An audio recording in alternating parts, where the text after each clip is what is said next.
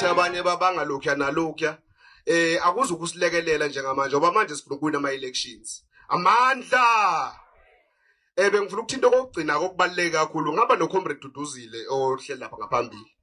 uComrade Duduzile so happens to be ingane kaPresident Zuma, but lokho akumrejuzi ekubeni ebo uComrade Dudu Zuma ngoba embuthweni uComrade Dudu Zuma akasiyo ingane kaBaba uMsholozi.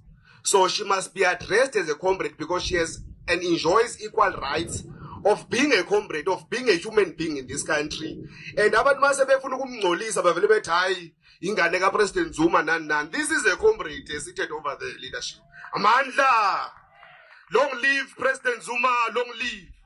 Long live President Duduzile Zuma, long live. Long live MK Party. Long